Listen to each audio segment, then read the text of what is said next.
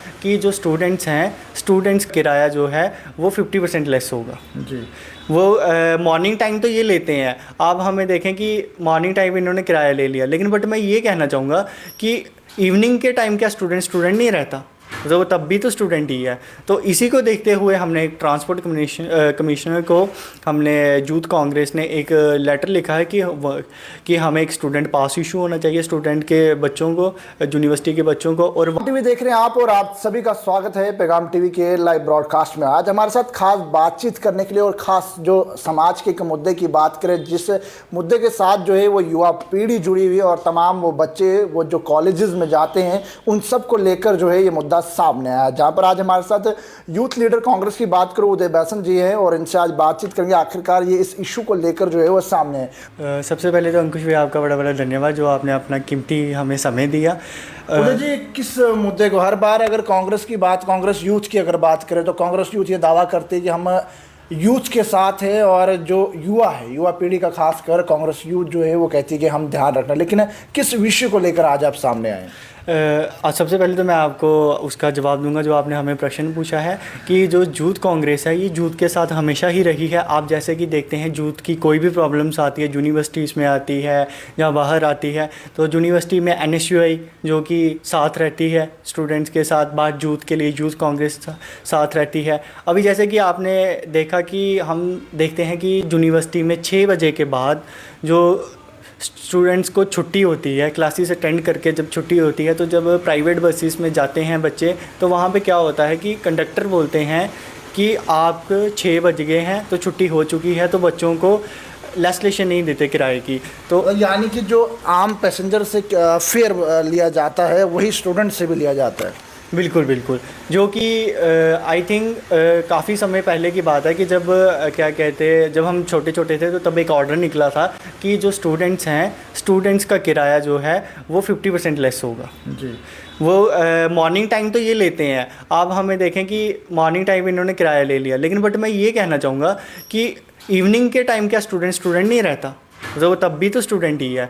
तो इसी को देखते हुए हमने एक ट्रांसपोर्ट कमिश्नर को, हमने यूथ कांग्रेस ने एक लेटर लिखा है कि हमें एक स्टूडेंट पास इशू होना चाहिए स्टूडेंट के बच्चों को, यूनिवर्सिटी के बच्चों को। और वहाँ पे उसके बच्चे की फ़ोटो, डेजिग्नेशन कौन से स्कूल में है, जैसे लॉ स्कूल में है, बिजनेस स्कूल में है, वैसे वहाँ का पूरा लोगो वगैरह होना चाहिए। और वहाँ पे ये होना चाहिए, हमारी उसमें एक और डिमांड आई है कि जो कि 50% फेयर था उसे बढ़ाकर 15% फेयर कर दिया जाए, क्योंकि स्टूडेंट के पास सोर्स ऑफ इनकम नहीं होती है, वो घर से ही किराया मांग के लाते हैं, और जबकि उनको लेजिस्लेशन ज़्यादा मिलनी चाहिए।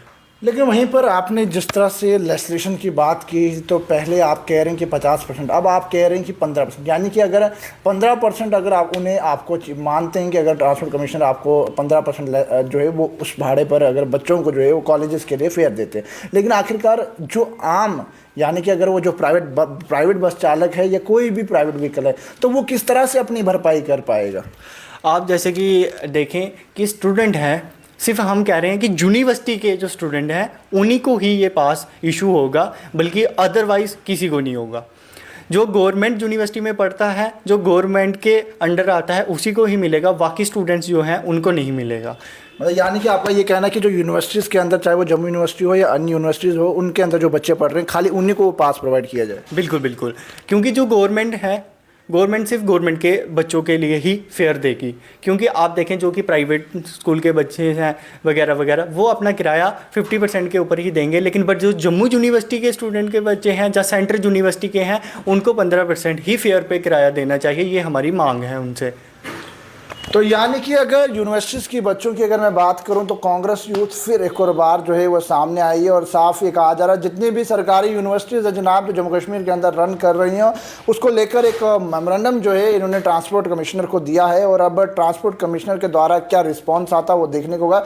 लेकिन आम जनता किस तरह से जो है इस पूरे विषय को देख रही है कि आखिरकार क्या सच में जम्मू में अंदर आप भी किसी यूनिवर्सिटी में पढ़ रहे हैं, जब आप उसे भाड़ा यानी कि अगर किराया उस ड्राइवर को देते हैं या कंडक्टर को देते हैं, क्या सच में जो 50% कहा जाता है, क्या सच में वो कंडक्टर आपसे 50% किराया ही ले रहा है या वो सीधे जो है वो आपसे पूरा किराया वसूल रहा है? उधर जैसे कई स्टूडेंट्स को काफ़ी ज़्यादा प्रॉब्लम्स भी फेस करनी पड़ती हैं, कई कबार जो है वो हाथापाई तक जो है वो देखने को मिलती है, तो क्या कहेंगे उन सबको किस तरह से वो जो है वो आप तक कंटेक्ट कर सकते हैं या अन्य लोगों के साथ जुड़ सकते हैं?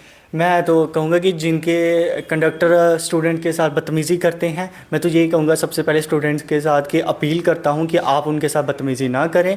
आप 100 नंबर पे कॉल करें, पुलिस को कॉल करें। अगर अदरवाइज़ 100 नंबर पे भी आपकी मांग नहीं सुनी जाती है तो आप हमें कांटेक्ट कर सकते हैं। अब हम जल्द ही आपको अपना नंबर दे देंगे, आप उस पर कांटेक्ट करके हमें बता सकते हैं प्रॉब्लम, हम आगे आपकी प्रॉब्लम बताएंगे। जैसे कि हम आपको ये कहना आश्वासन देते हैं कि यूथ कांग्रेस आपके साथ है। यूथ कांग्रेस आपको किराया ज़्यादा नहीं लेने देगी, क्योंकि हमें पता है कि जो पेरेंट्स हैं वो किराया पूरा बराबर ही देते हैं घर से निकलते समय।